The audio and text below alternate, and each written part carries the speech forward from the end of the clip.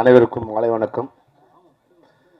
இந்த மிக்சிங் காதல் திரைப்பட இசை வெளியீட்டு விழாவுக்கு வருகை தந்துள்ள பத்திரிகையாளர்கள், ஊடகவியலாளர்கள், திரைப்பட கலைஞர்கள் மற்றும் சகோதரர்கள், நமது பல்வேறு அமைப்புகளைச் சேர்ந்த அனைத்து நிர்வாகிகளுக்கும் என்னுடைய மாலை வணக்கம்.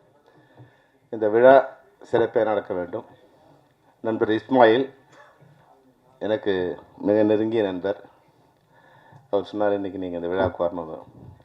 நான் சொன்னேன், ரொம்ப நாள் கழிச்சு ஒரு படம் பண்ணியிருக்கேன், எப்படி நான் வந்துடுறேன்னு சொன்னேன்.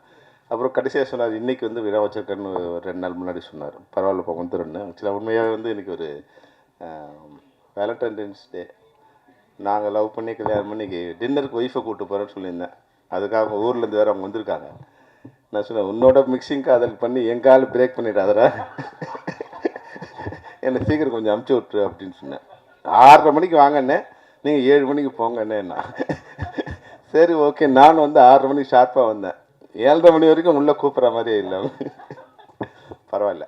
இருந்தாலும் சில நேரங்களில் நம்மளுடைய வருகை ஒருத்தரை சந்தோஷப்படுத்துதுன்னா, நம்மளுடைய வருகை அவங்கள கௌரவப்படுத்துதுன்னா, அதனால் கொஞ்சம் நேரம் தாமதிக்கிறது பரவாயில்லைங்கிறதுனால, அதுவும் இல்லாமல் இது மாதிரி ஒரு சிறிய படங்களுக்கு சில விருந்தினர்களோ சில பிரபலங்களோ அவங்களை வாழ்த்தும் போது, அவங்களுடைய திரைப்படங்களும் ஒரு வெளிச்சத்தை நோக்கி போகும்போது அவங்க வாழ்க்கையும் சிறப்பாக அமையுங்கிற ஒரு எண்ணத்தில் நாங்கள் எல்லாருமே இந்த நிகழ்ச்சியில் கலந்து ஒத்துக்கிட்டோம்.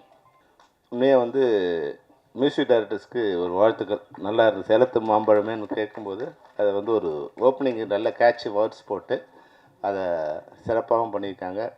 இன்றைக்கி திரைப்படங்கள் உண்மையாகவே ஒரு கொரோனா பீரியட் மாதிரி ட்ராவல் பண்ணிக்கிட்டு இருக்கு. திரைப்படங்களோட தேவை சமூகத்துக்கு அதிகமாக இருக்குது. இங்கே இருக்கிற நாம் எல்லாருமே சினிமா பார்க்காத யாருமே இல்லை. எல்லா படத்தையும் எல்லாரும் பார்க்குறாங்க. ஆனால் அவங்க எதில் பார்க்குறாங்கன்னு தான் தயாரிப்பாளருக்கு தெரியல.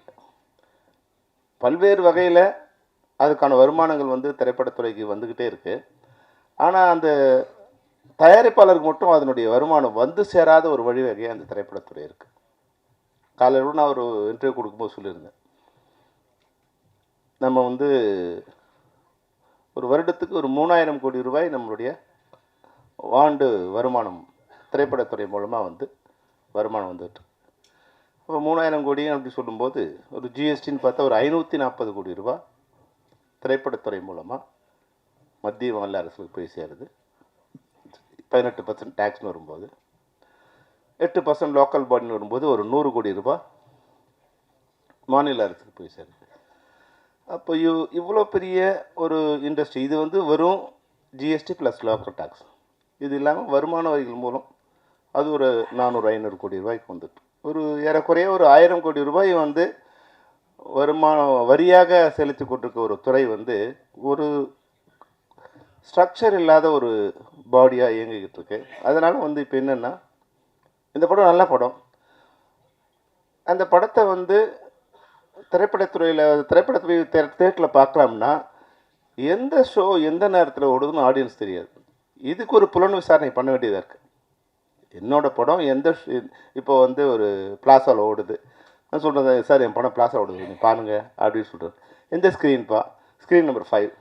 அங்கே போனால் அது 3 மணி ஷோவா 11 மணி ஷோவா? நேற்று 11 மணிக்கு இருக்குது, இன்றைக்கி 3 மணிக்கு இருக்குது. அதாவது எப்போ வேணாலும் எடுத்து சொருவிக்கலாம் அப்படிங்கிற மாதிரியே ஒரு எந்த வித கேப்பாரம் இல்லாமல் எந்த ஒரு பாதுகாப்பும் இல்லாதான் இன்றைக்கி திரைப்படங்கள் இருக்குது. அது குறிப்பாக இது போல் சிறிய திரைப்படங்கள். அப்போது இஸ்மாயில் மாதிரி இருக்கிற திரைப்பட கலைஞர்களுக்கு புதுசாக வரவங்க, எங்களுடைய வருகை எப்போ எங்களுக்கு இவ்வளோ கஷ்டம் இல்லை. படம் எடுக்கிறது தான் கஷ்டம். அந்த ஃபஸ்ட் காப்பி வந்துருச்சுன்னா எப்படி இருந்தாலும் அந்த படம் ரிலீஸ் ஆகிடும். அந்த ஃபஸ்ட் காப்பி வர வரைக்கும் தான் கஷ்டம், நான் சினிமா துறையில் இருக்கிற வரைக்கும்.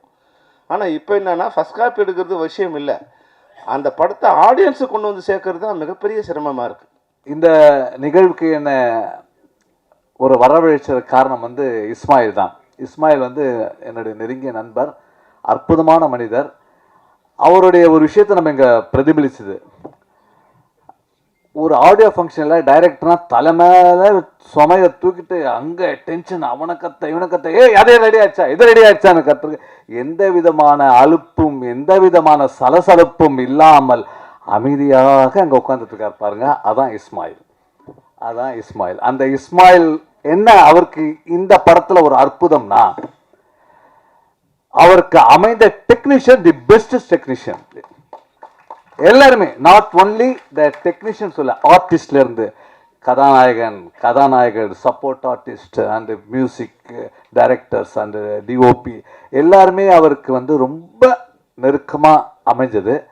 அது மட்டும் இல்லை, இஸ்மாயிலுடைய மகள் ஒரு சிறந்த தயாரிப்பாளரும் டைரக்டரும் ஆக வேண்டும் சொல்லி அவரை வாழ்த்து இங்கே நான் கூப்பிடுறேங்க. வாங்க, நீங்கள் இங்கே வாங்க. இவங்க வாழ்த்துக்கள். இன்னும் இந்த சின்ன வயசில் தயாரிப்பது வந்து சாதாரண விஷயம் இல்லைங்க. அந்த கணக்குள்ளவன் மீண்டான், கணக்கற்றவன் மாண்டான் என்ற பழமொழி போல் என்ன செலவு பண்ணுறோம், அதை எப்படி திரும்பியும் அதை பெறுவோம் என்றதை நல்ல அப்சர்வ் பண்ணி அவங்க ஒரு பெரிய ப்ரொடியூசர் ஆகணும் சார். அவங்களெல்லாம் கணக்குள்ளவன் மீண்டான், கணக்கற்றவன் மாண்டான். Who that calculate the life, he will be winning. Who that non calculating the life, he will be despoiled. That's the meaning. வந்திருக்கும் அனைவருக்கும் வணக்கம். மிக்சிங் காதல் வந்து ட்ரெய்லர் பார்த்தோம், பாட்டு பார்த்தோம். மிக மிக அற்புதமாக இருந்துச்சு. இஸ்மாயில் சாருக்கு ஒரு கை தட்டலாம், ரொம்ப அற்புதமாக பண்ணியிருக்காரு. ஸோ அந்த மாதிரி பிரமாதமாக பண்ணியிருக்காங்க. அந்த கேமராமேனுக்கு உண்மையில் கை தட்டணும். பிரமாதமாக ஒர்க் பண்ணியிருக்கீங்க சார், சூப்பர் சார். கேமரா நல்லா பண்ணியிருக்காங்க, எடிட்டர் நல்லா பண்ணியிருக்காரு, மியூசிக் 2 பேருமே இணையாக ரொம்ப அற்புதமாக பண்ணியிருக்காங்க. தயாரிப்பாளர் அனைவருக்கும் வணக்கம். நல்ல படமாக பண்ணியிருக்கீங்க நீங்கள். எல்லாருக்கும் வணக்கம். மேடையில் அமைந்திருக்கும் பெரியவர்கள் அனைவருக்கும் வணக்கம். மீடியா நண்பர்கள் அண்ட் பத்திரிகையாளர்கள் எல்லாருக்கும் வணக்கம். இந்த படத்தில் முதல் நடிக்கிற வாய்ப்பை ஏற்படுத்தி கொடுத்த இஸ்மாயில் அண்ணனுக்கு நன்றியை தெரிவிச்சுக்கிறேன். ஸ்பாட்டில் நடந்தது நிறைய, அதான் ஆல்ரெடி பாவனா சொன்னாங்க. ஸோ ரொம்ப ரிலாக்ஸ்டாக இருந்துச்சு. ஏன்னா ஒரு ஷூட்டிங் போன மாதிரி எல்லாமே ரொம்ப ரிலாக்ஸ்டாக இருந்தோம். அதுக்கு காரணம் இஸ்மாயில் அண்ணனோட அந்த கூலான ஒரு ஆட்டிடியூட் தான். இப்போ கிட்டத்தட்ட இன்னொரு படம் ஓடிட்டு இருந்துச்சு, முடிய லேட்டாகும், 7 மணிக்கு தான் ஷோ, நம்ம வந்து ஸ்டார்ட் ஆகணும் போது கூட ரொம்ப ரிலாக்ஸ்டாக இருந்தார், கூலாக இருந்தார். நான் ஏன் டென்ஷனாக போகிறேன் இந்த மாதிரி இருந்தார். ஸோ இந்த படம் எல்லார் மத்தியிலையும் போய் சென்றடையணும். ஸோ அதுக்கு மீடியா நண்பர்கள் அண்ட் செய்தியாளர்கள் நீங்கள் தான் உதவி பண்ணணும். So thank you. அண்ட் எங்கள் படம் வெற்றியடைய நாங்களே வாழ்த்திக்கிறோம். Thank you so much. எல்லாருக்கும் வணக்கம். First of all, thanks to director N.P. Ismail sir and music director Rajesh Mohan Chetan for this beautiful romantic song. இது என்னோட second Tamil movie song with Ismail sir and Rajesh மோகன் Satan. இன்னைக்கு வேலண்டைன்ஸ் டே. ஒரு 2 line பாட முடியுமா அந்த சாங்?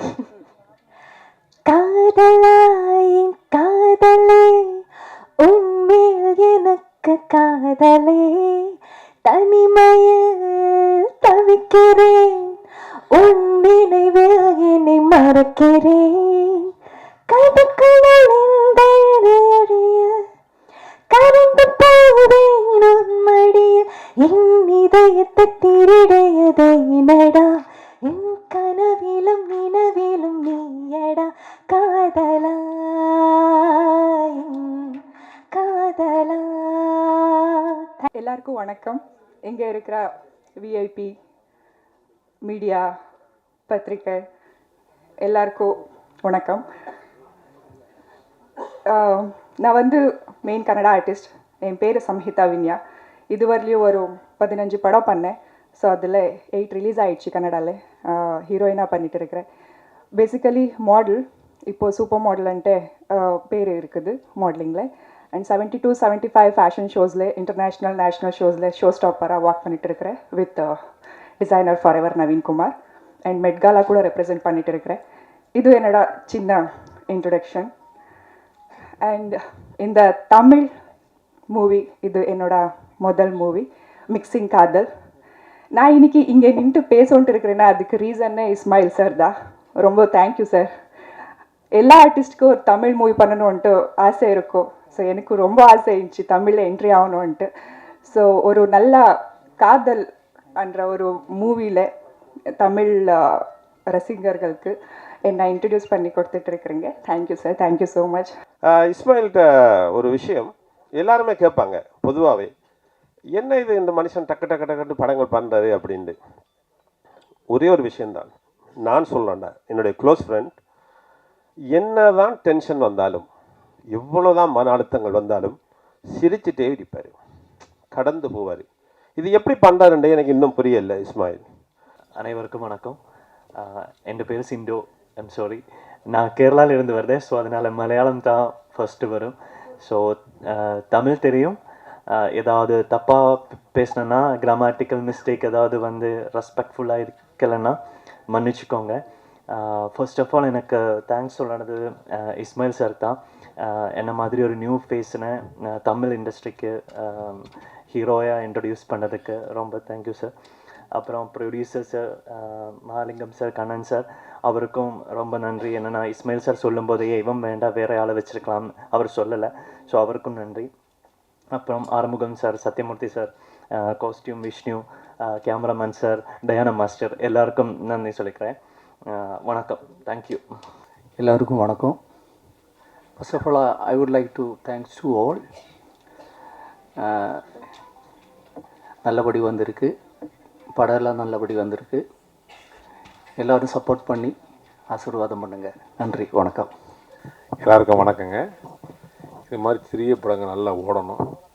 நிச்சயமாக எல்லாரும் உங்களுக்கு ஹெல்ப் பண்ணணும். இந்த படம் மாபெரும் வெற்றி பெற வாழ்த்துறேன். நன்றிங்க. எல்லாருக்கும் வணக்கம். என் பேர் திவ்யா. ஸோ இது என்னோட first Tamil debut. Thank you so much for the opportunity sir and producer sirs, friends pictures எல்லாருக்கும் thank you so much. And media thank you so much.